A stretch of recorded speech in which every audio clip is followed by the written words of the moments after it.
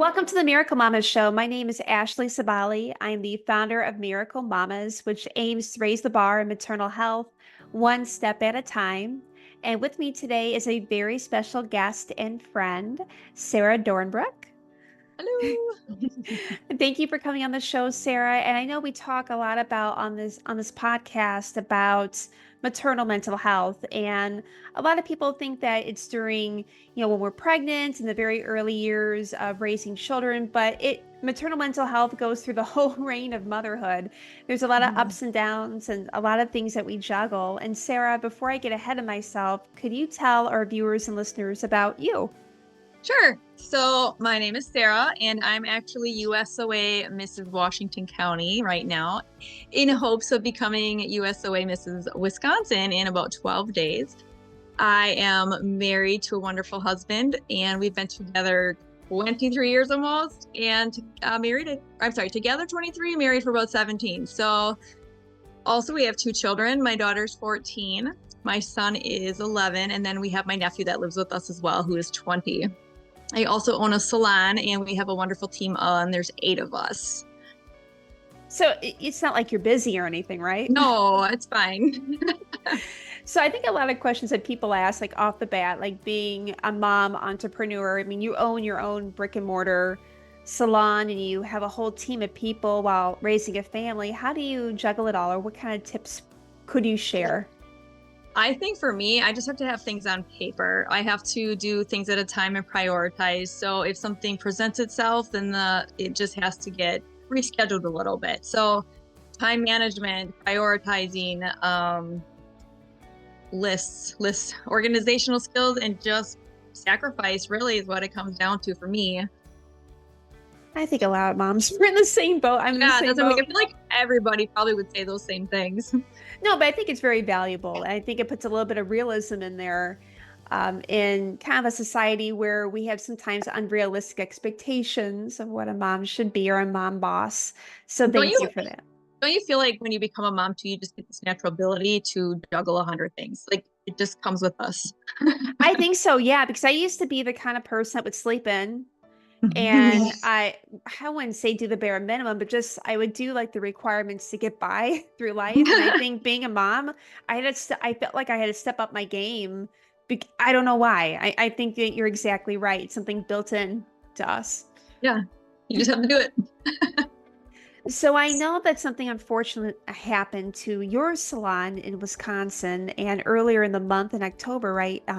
There was a fire that came out, and I mean, luckily no one was hurt, but that really devastated your business and I mean, I know other businesses as well. Can you share a little bit about that?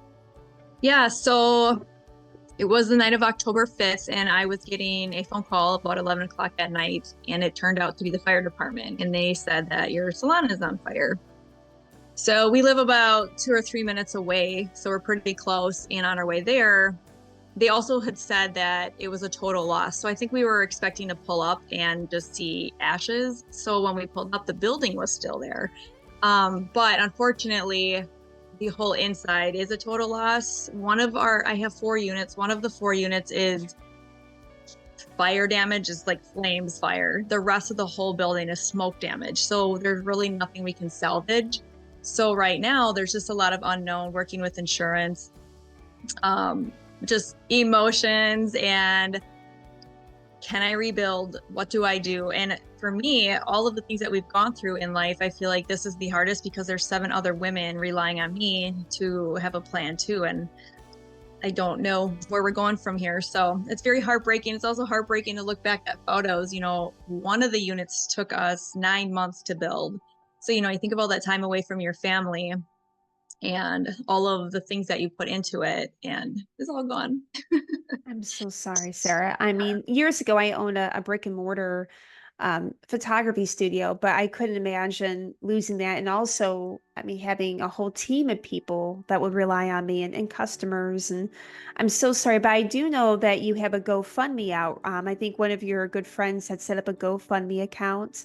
So I'm going to put the link below. So if you're watching, anything helps. And, she's a small business owner, and anything like $10, $20, $50 will go a very, very long way.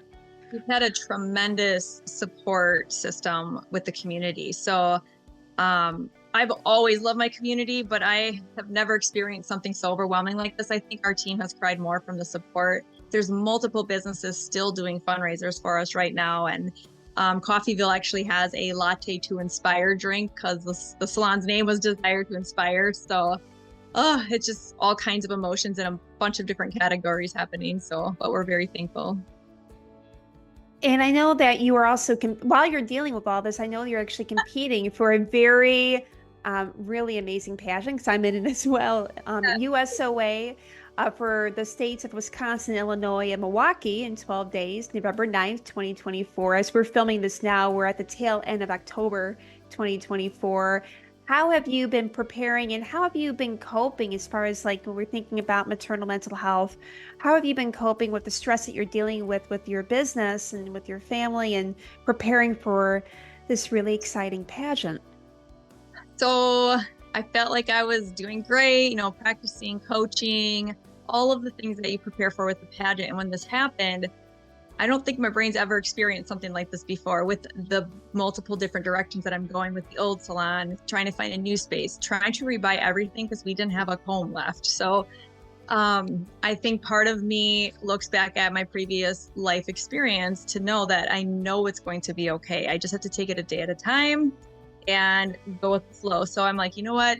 Just give yourself at least a good week, work on this, and then my brain will refocus back to pageant and preparing. So I'm mostly prepared for it, but there's a lot of thinking, you want to do your best. And so I think we're going to be okay.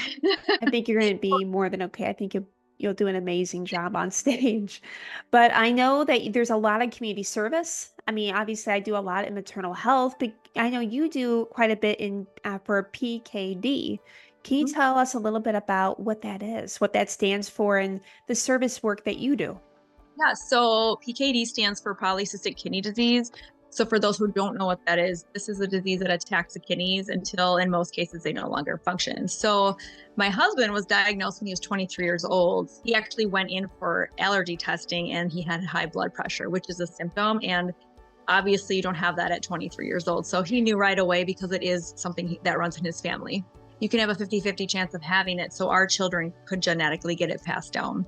So I am a part of the Milwaukee chapter's PKD Foundation, our Milwaukee chapter. We meet every month and we try to plan for our walk and raise money. And this year I was actually asked to take over as the PKD Walk Ambassador, which was what an honor. Like, I don't know. It's just such an honor. So last year, I think our goal was around 30,000 and this year they upped it to 45. So way to put the pressure on me, but we're at almost $60,000 right now. So we have a lot to celebrate.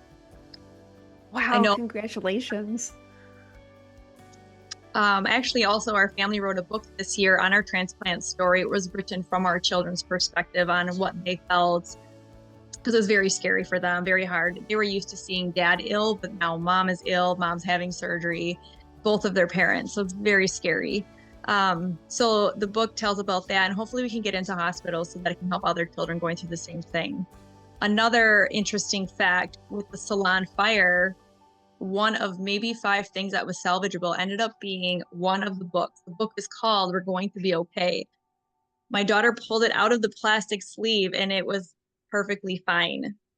It's plastic. Like there's things on the wall melting that were plastic and that book survived. So we all got goosebumps and just took it as a sign that we're going to be okay. Yes, you are. Yeah. Well, that's amazing. And is that available on Amazon or bookstores, or where could people purchase that? Mail them out too. I have copies printed. So I usually have some in my car because I run into the USOA girls or Galaxy girls. And so I always have some on me, and definitely Amazon too. You can order. So Wonderful. We'll put links below for the GoFundMe as well as to vote. If you're watching this podcast in the next 2 weeks, to vote for Sara, and also for her book as well on Amazon. If you want to support her for a very beautiful book, please do. And Sara, do you have anything else that you would like to add? Advice for moms who might be thinking about doing pageantry? do it. If I could tell anybody. I think people look at pageantry and there's such a misconception about it. They think maybe the women are catty, but I was a judge the first 2 years with USOA. Anna reached out and asked if I would join, and I kind of laughed because I haven't done that probably since I met her 18 years ago, which is how I met her. So I offered to judge, and I did it for 2 years. And if you have met anyone from USOA, you know what I'm talking about when you hear the word sisterhood. It is a sisterhood. And just by connecting with these women just this year alone, I've helped over 57 different causes by helping each of these women. So we really are a team, and it is empowering, inspiring, and uplifting to be a part of this. And my wish for everyone is that they get to experience something like this as well, because it's very life-changing, and I'm lucky to have the opportunity to do those things. And I'll also put in the description below, if you're interested in watching about USOA pageants, I will put a link below of how you can sign up in your state. We have them, not just in Illinois, Wisconsin, all over the country. So thank you so much, Sara, for joining on the call. And for anybody listening and watching, please like and subscribe and stay tuned for some new episodes coming up. Thank you.